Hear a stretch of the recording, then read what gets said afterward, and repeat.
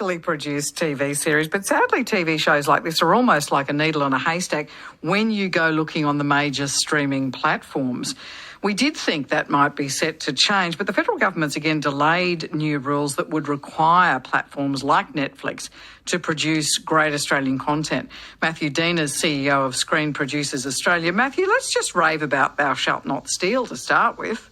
Isn't it incredible? It's such a great production. Incredible Dylan River directing, his the son of Warwick Thornton, and just a wonderful humour-filled production. A couple of production companies behind it, one of which is behind Bluey. So you sort of go, yeah, there's a DNA in there that's great. So, well worth a view. And ever since I was a girl, Australian producers have been banging on about we need to see Australian stories on Australian screens. Well, there you are. Stan's doing it. Stan is doing it. If only. I mean, look, we have this great expression about the creative industries broadly, but certainly the screen industry. One swallow does not a summer make. And a couple of productions every so often. And look, Stan's been doing quite a fair bit, but it's a whole ecology. You need the ABC, you need SBS, you need 7, 9 and 10, you need Stan, but you also need the big international streamers like Netflix and Amazon and Disney Plus and Paramount Plus, all to be contributing to that ecology. And one of the challenges we've got is there really isn't any regulation that's setting out that framework for all of those streamers to be, in the tent, if you like. Everyone else has got rules, but they don't. Who's dragging the chain then? Because it looks like Stan isn't. Is Netflix dragging the chain?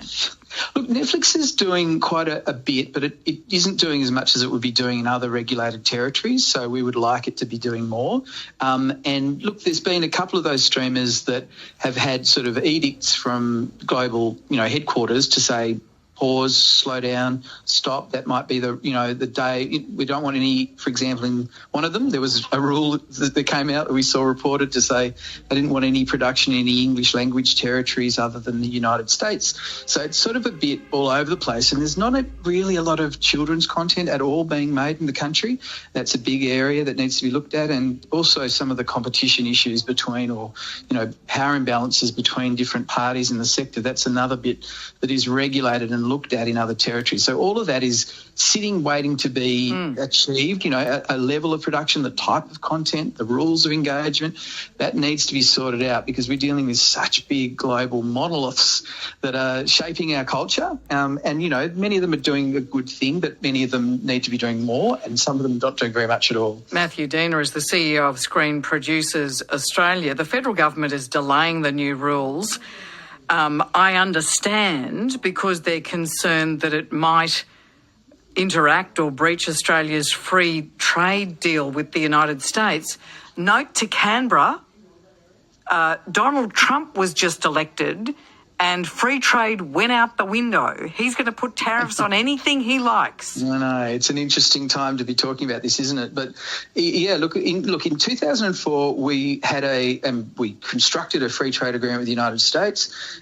In that agreement, Labor actually worked with the then coalition government to ensure that there was a carve-out for streaming to be enabling a government of the future to be, able to regulate in this space. But it sort of requires engagement with the government, and you dare say any government going through an election isn't going to be the most able to focus on this. So we've got the double problem.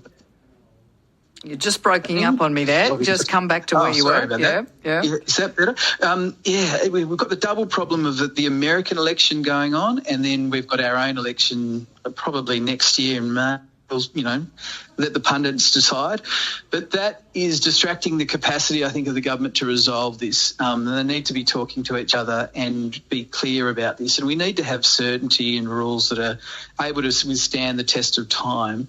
And I think that's probably the reason, and I'm not the government, but I think that's the reason we're seeing the delay, which is, of course, creating a lot of frustration and anxiety in the sector. Particularly in Queensland, where there are so many jobs in the film sector. Thank you for telling us about it, Matthew. Much appreciated.